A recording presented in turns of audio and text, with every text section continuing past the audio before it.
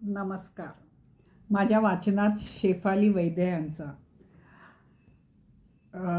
खूप छान लेख आला आहे. मला ना नेहमी जाणवतं की हल्ली मुलं खूप स्क्रीनिंग करतात आणि संवाद, कुटुंबातला संवादसुद्धा कमी होत चालला आहे. आणि अगदी माझ्या मनातल्याच भावना शेफाली वैद्य यांनी त्यांच्या लेखात लिहिल्या आहेत. तर तो लेख मी तुम्हाला वाचून दाखवते.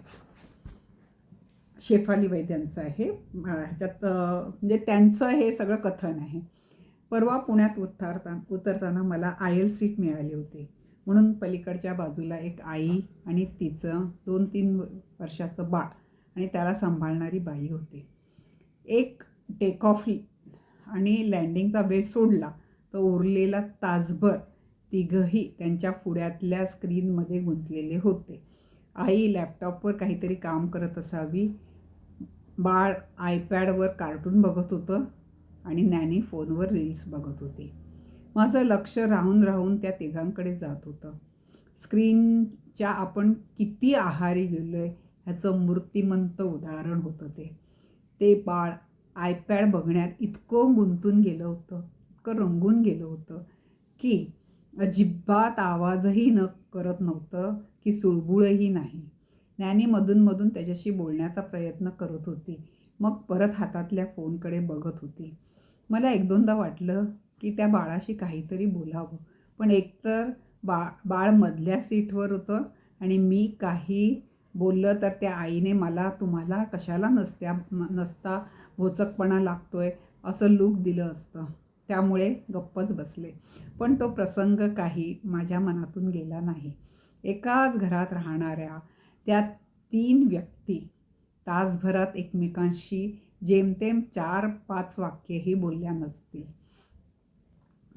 तो संवादाचा अभाव मला खटकत होता. घरी आले तरी बराच वेळ मी अस्वस्थ होते. मुलीशी ह्याबाबत बोलले तर ती म्हणाली, तू काय इतकं अस्वस्थ होते? तो त्या आईचा निर्णय होता ना, तिचं बरोबर होतं. पण मला ते चित्र फार खटकलं होतं. आज सकाळी पेपरमध्ये ग्लोबल माइंड हेल्थ 2025चा आंतरराष्ट्रीय अहवालावरची बातमी वाचली. परवा तुझा तो प्रसंग पुन्हा आठवला. या अहवालाने एक अस्वस्थ करणारं चित्र समोर ठेवलं आहे. हा अहवाल पूर्ण जगभरच्या विविध देशभरातल्या लोकांच्या मानसिक स्वास्थ्यावर भाष्य करतो. भारतापुरते बोलावे तर 18 ते 34 या वयोगटातील भारतीय तरुणांच्या मानसिक स्वास्थ्याचा माइंड हेल्थ क्वांटिनंट MHQ फक्त 33 नोंदवला गेला आहे, तर भारतातल्या 55 वर्षावरील वयोगटातील लोकांचा हा निर्देशांक 96 आहे. म्हणजे ह्या अहवालानुसार भारतातील तरुण पिढी मानसिकदृष्ट्या फार फ्रेजाईल आहे. अर्थात भारतासारख्या महाकाय देशात असले अहवाल कधीही संपूर्ण चित्र रंगवू शकत नाही. पण तरीही हा अहवाल चिंताजनक आहे. हा अहवाल सांगतो की जगभरात तरुण पिढीमध्ये कठीण काळात मानसिक संतुलन राखण्याची क्षमता, रोजच्या जगण्यातल्या तणावातून स्वतःला सावरण्याची ताकद आणि सामाजिक आणि भावनिक नात्यांचे पोषण या मूलभूत मानसिक कौशल्यामध्ये घट दिसून येत आहे. भारतही त्याला अपवाद नाही. आणि ह्याला जबाबदार कोण आहे? बदललेली जीवनशैली, कमी वयात स्मार्टफोनचा वापर सुरू करणे, समाज माध्यमाचा अतिवापर, अति प्रोसेस केलेल्या अन्नाचे नित्यसेवन, आक्रसत गेलेली कुटुंबे आणि यामुळे येणारा अपरिहार्य एकटेपणा, भावंड नसणे, नातेवाईकांशी कसलेही बंध नसणे, धार्मिक किंवा आध्यात्मिक असा कुठलाही अँगल नसणे, ह्या सर्व गोष्टीमुळे तरुणाईचे मानसिक आरोग्य ढासळत आहे. तरुणाई म्हणजे केवळ वयाचा एक टप्पा नाही, ती राष्ट्राची मानसिक आणि शारीरिक ऊर्जा असते. जर भावनांचे संतुलन डगमगले, लक्ष विचलित झाले, ताणतणाव सहन करण्याची शक्ती कमी झाली, तर त्याचा परिणाम केवळ त्या व्यक्तीपुरता किंवा कुटुंबापुरता मर्यादित नाही. तो शिक्षणात, रोजगारात, समाजात आणि शेवटी राष्ट्रीय उत्पादकतेत दिसू लागतो. मानसिक आरोग्याचा पाया डळमळीत व्हायला लागला तर त्यावर उभारलेले स्वप्नाचे मनोरे कसे टिकतील? मानसिक आरोग्य हा ऐच्छिक आणि दुय्यम विषय नाही. व्यक्तीच्या संपूर्ण जीवन गुणवत्तेचा केंद्रबिंदू आहे. शाळा, महाविद्यालये, कुटुंब, धोरणकर्ते आणि आरोग्य व्यवस्था या सर्वांनी मिळून भावनिक सक्षमता आणि ताणतणाव व्यवस्थापन या गोष्टींना केंद्रस्थानी आणण्याची वेळ आली आहे. त्यासाठी कुटुंबातला, समाजातला संवाद सर्वात महत्त्वाचा आहे. स्क्रीनवर कमी आणि खऱ्या जगात जास्त राहण्याची गरज आहे. सर्वांनाच ही गरज खूप आहे.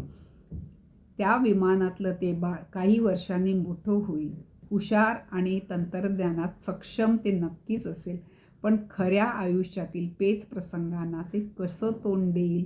संवादाची सवय कमी होत चालली आहे.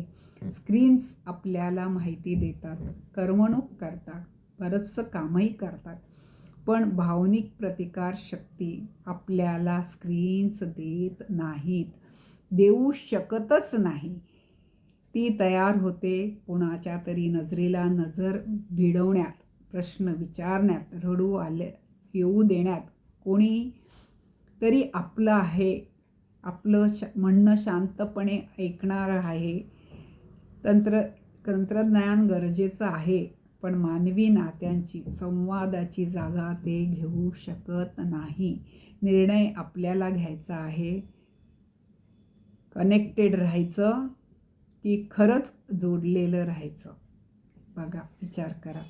हा शेफाली वैद्यांचा लेख मला खूप मनापासून आवडला आणि म्हणून मी एक माझ्याकडून खारुटलीचा माझा प्रयोग असतो की मी लहान मुलांना संध्याकाळी जमा करून वेगवेगळे खेळ घेते.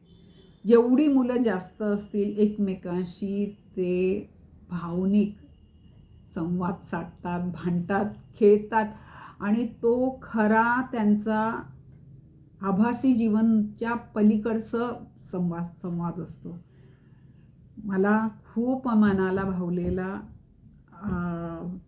हा लेख होता आणि मला हा लेख वाचल्यावर वाटलं मी कुठेतरी छोटंसं का कार्य करते आहे. मला स्वतःला पण थोडंसं स्क्रीनचं ॲडिक्शन झालं आहे असं वाटतं. त्यापासून मला पण लांब व्हायला पाहिजे, तर तोच उपाय आहे. मी पण मुलांमध्ये जाऊन बसते. तो 1 तास फक्त कधी काही फोटो घेण्यासाठी मोबाईल वापरला जातो, नाहीतर मोबाईलचा तो 1 तास मोबाईलपासून, टी व्हीपासून, ह्या सगळ्या स्क्रीनपासून मी मोकळी असते. तुम्ही माझं ऐकताय त्याबद्दल खूप आभारी आहे.